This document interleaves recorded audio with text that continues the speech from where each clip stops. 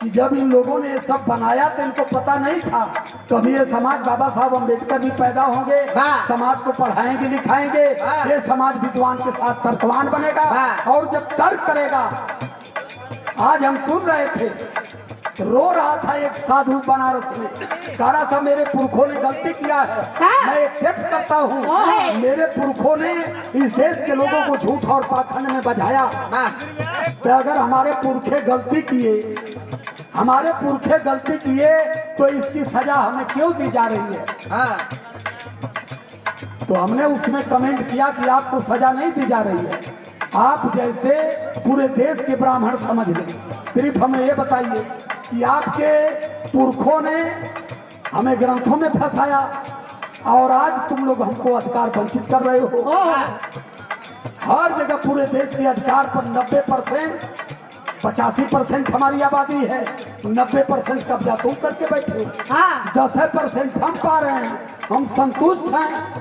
उसके बाद भी तुम लोग कह रहे हो कि नहीं, इनको ये भी नहीं चाहिए, जल हमारी, जमीन हमारी, जंगल हमारा। और तुम लोग विदेश से आए भारत में कमाने खाने और आकर के हमारी पूरी संपत्ति पर कब्जा करके बैठे हो और हम लोगों को तुम भिखमंगा समझ रहे हो। कई जात ही अब पहली लाइन रामचरित्र मानस कहो, तनी ख्याल करिया लोगन बड़ा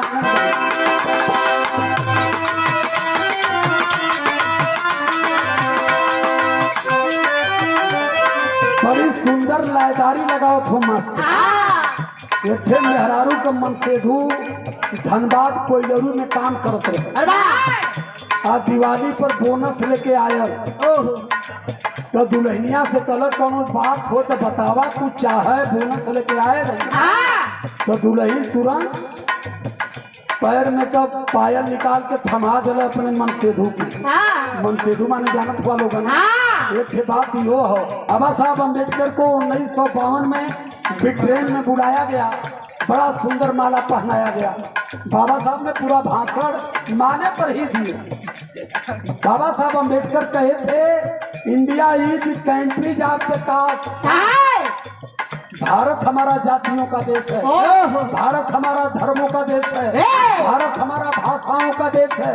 देश एक ही है, लेकिन वहाँ हर जात के लोग, हर धर्म के लोग और हर भाषा के लोग रहते हैं। जैसे इस माले में तमाम फूल मिल करके इतना सुंदर माला बना है। बाबा साहब ने माले पर भारत की व्याख्या किया था।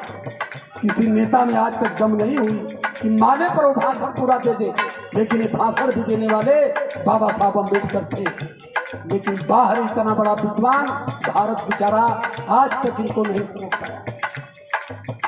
जब हम कहते, कोई कहता है अरे अध्यक्ष जी प्रणाम, हम कहते हैं जय भीम, चल ही है नहीं कहना कहे तब जय भीम का हालत जिससे लगा कि चमरौती से बोला हुआ। हमने कहा एक लोगों को, हमने कहा इस देश में चमारों ने इस पूरे इतिहास को और भारत को बचा के रखा है। 52% इस देश में ओबीसी है, इस देश में 13% यादव है, लेकिन ललई यादव की फोटो आज तक कोई यादव अपने घर में लगा नहीं पाया। लेकिन इस देश का चमार ललई यादव का हर साल जन्मदिन मनाता है। इस देश का दलित छत्रपति साहू जी महाराज कुर्मी समाज के थे, कुर्मी समाज नहीं समझ पाया उनको, लेकिन दलितों ने कुर्मी छत्रपति साहू जी की विचारधारा को आज तक धरती पर जिंदा रखा है। ज्योतिबा राव फूले की विचारधारा जी रही है तो सिर्फ दलितों के बल पर। तो आज भारत किसी हैसियत में है, हम किसी हैसियत में हैं। हमारी आबादी 52% है, लेकिन आंदोलन करने में हम नाकाम हो गए। लेकिन इस देश का 14% पूरी संख्या इनकी SC ST की मिला लीजिए 27%, यही पूरी भारत को एक हैसियत में आज खड़ा किया।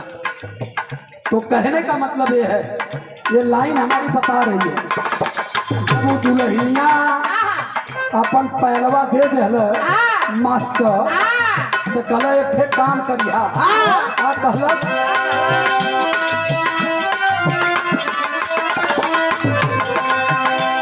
हमारे पैसे बड़ा हीरा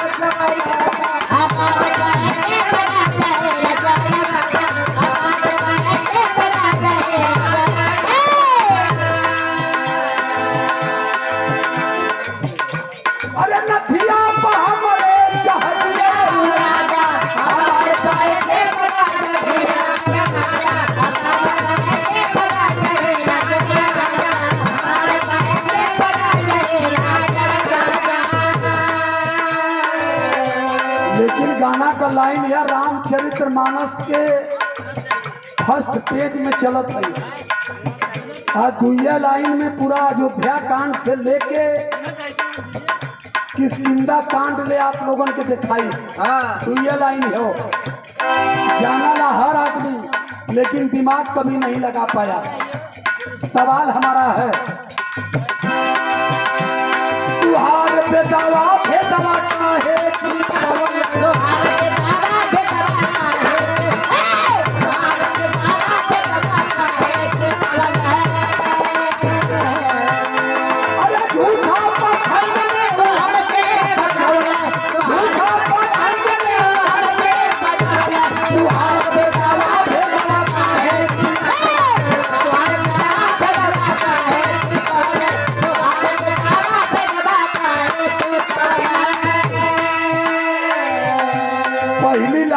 पहली लाइन जाती हो,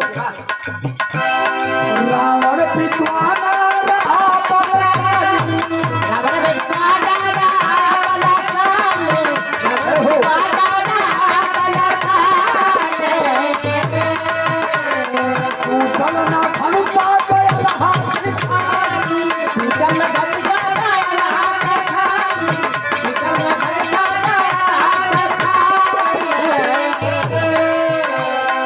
रामचरितमानस में एक कथा मिलती है।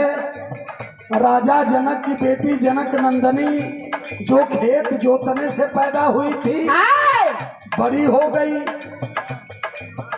उनके राज में शिव धनुष रखल रहल।